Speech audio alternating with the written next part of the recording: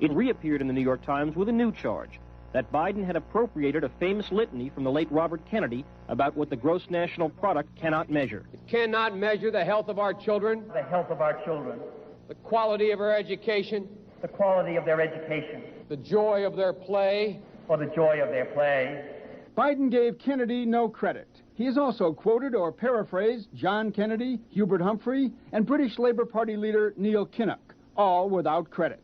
Joseph Biden admitted today that he committed plagiarism when he was in law school. He said it was a mistake, but that it was unintentional. He quoted 5 pages of someone else's work without proper citation. I've done some dumb things, and I'll do dumb things again.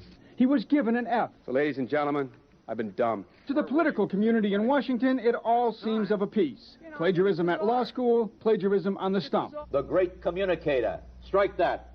The great imitator. You don't steal verbatim, or when you do, as he did 99% of the time, you give credit. Biden's critics say he sells himself as a man whose words and visions can inspire a new generation in politics. But if the thoughts, phrases, and visions really belong to others, it's a form of false advertising. Is it a wise idea, though, to take something that personal, anyway, from another politician and try and appropriate it to your own campaign? I think it was a stupid thing to appropriate material that was really very personal, that was someone else's. Most people didn't know who he was, you know, Joe Biden, and now they're going to say, oh yeah, he's the guy who plagiarized. That's a lot of people. Politically, that's devastating. These clips are devastating. He looks like a Joe Biden wind-up doll with somebody else's words coming out. If they're going to do things that are stupid as well as immoral, then they're probably too dumb to have the job of president. Voters are going to have to decide whether he was dishonest or dumb. Senator Joseph Biden may have more explaining to do. The new questions stem from taped remarks of Biden during an April campaign appearance in New Hampshire. I went to law school on a full academic scholarship, the only one in my class to have a full academic scholarship. Went back to law school and, in fact, ended up in the top half of my class. I was the outstanding student in the political science department at the end of my year. I graduated with 3 degrees from undergraduate school and 165 credits, only needed 123 credits. Biden now concedes he did not graduate in the top half of his law school class, that he does not have 3 degrees from college, and that he was not named outstanding political science student in college. Newsweek says Biden actually went to school on a half scholarship, ended up near the bottom of his class, and won only 1 degree, not 3. Joe Biden ranked 76th in a class of 85 at the University of Syracuse Law School. I mean, this guy comes off this whole thing as a flyweight. Now Biden says Newsweek is right. His memory had failed him. And I'd be delighted to sit down and compare my IQ to yours if you'd like, Frank. Joe Biden was victimized by the truth. Bye-bye Biden. He may not... Like many of you, I participated in sit-ins to desegregate the restaurants and movie houses of Wilmington, Delaware. I came out of the civil rights movement. I was one of those guys that sat in and marched and all that stuff.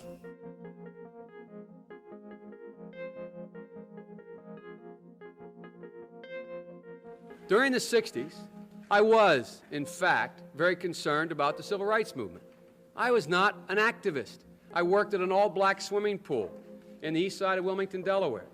I was involved in what they were thinking, what they were feeling. I was involved, but I was not out marching. I was not down in Selma. I was not anywhere else. I was a suburbanite kid who got a dose of exposure to what was happening to black Americans when I'm in my own city.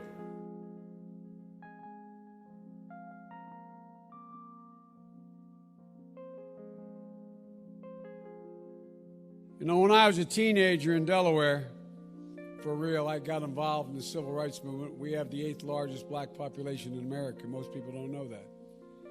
And I'd go to 8 o'clock Mass, then I'd go to Reverend Herring's church where we'd meet in order to organize and figure where we were going to go, whether we were going to desegregate the Rialto movie theater or what we were going to do. I got my education for real in the black church. And that's not hyperbole, it's a fact. But I got my education, Reverend Doc, in the black church, not a joke. Because when we used to get organized on Sundays to go out and desegregate movie theaters and things like that, we'd do it through the black church. I was no big shakes, Reverend, in the civil rights movement. I was just a kid. I got involved in desegregated movie theaters and helping, you may remember Reverend Moyer in Delaware and Herman Holloway organized voter registration drives, coming out of black churches on Sunday, figuring how we were going to move. Hot button issue in the Keystone State, fracking. Biden addressed political ads aimed at chipping away his support. I am not banning fracking, no matter how many times Donald Trump lies about me. But Biden does support ending permits for new fracking. No new fracking. We are going to get rid of fossil fuels. Well, like, what about, say, stopping fracking and stopping pipe? Would there be any place for fossil fuels, including coal and fracking, in a Biden administration? No, we would work it out. We would make sure it's eliminated. I guarantee you, we're going to end fossil fuel, and I am not going to cooperate. No ability for the oil industry to continue to drill, period. Ends. Number one. 3 consecutive American presidents have enjoyed stints of explosive economic growth due to a boom in oil and natural gas production. As president, would you be willing to sacrifice some of that growth, even knowing potentially that it could displace thousands, maybe hundreds of thousands of blue-collar workers in the interest of transitioning to that greener economy? The answer is yes. And 50 million people have been killed since 2007 when Bernie voted to exempt the gun manufacturers from liability. More than all the wars, including Vietnam, from that point on.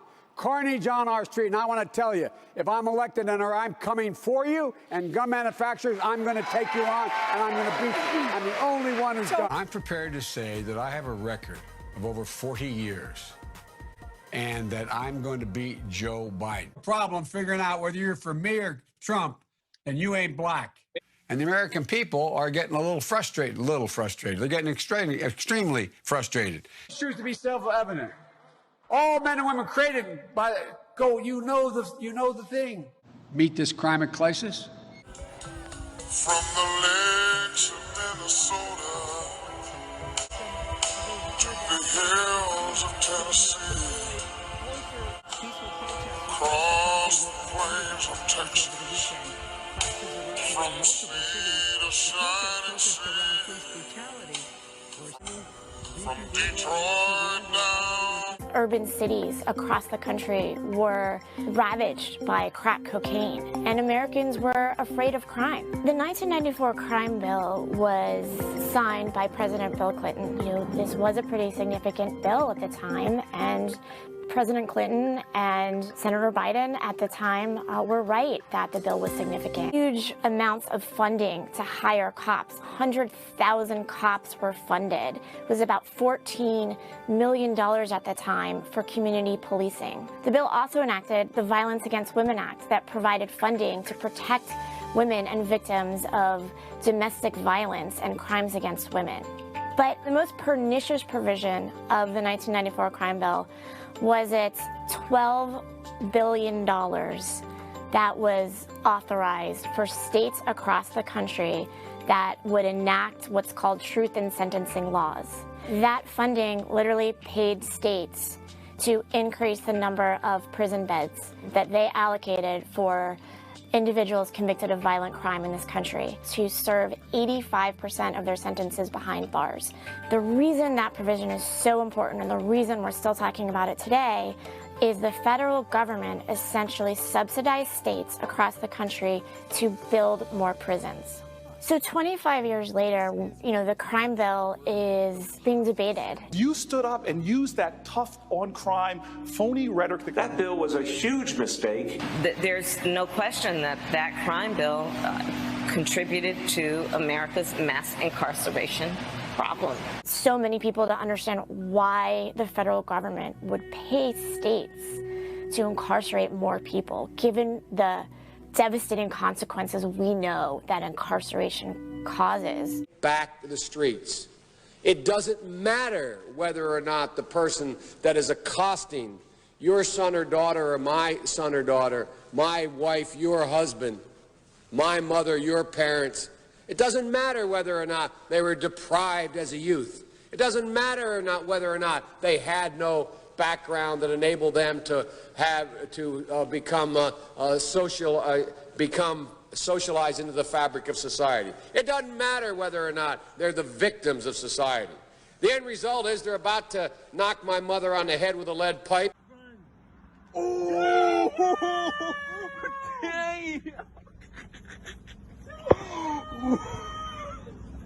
Shoot my sister, beat up my wife, take on my sons. So I don't want to ask what made them do this. They must be taken off the street. That's number one. There's a consensus on that. Unless we do something about that cadre of young people, tens of thousands of them, born out of wedlock, without parents, without supervision, without any structure, without any conscience developing, because they literally, I yield myself 3 more minutes, because they literally have not been socialized. They literally have not had an opportunity. We should focus on them now. If we don't, they will, or a portion of them will, become the predators 15 years from now. And Madam President, we have predators on our streets that society has, in fact, in part because of its neglect, created. Again, it does not mean because we created them that we somehow forgive them or do not take them out of society to protect my family and yours from them. They are beyond the pale, many of those people. Beyond the pale. And it's a sad commentary on society. We have no choice but to take them out of society. And the truth is, we don't very well know how to rehabilitate them at that point. That's the sad truth. I'm the guy that said, rehabilitation, when it occurs, we don't understand it and notice it. And even when we notice it and we know it occurs, we don't know why.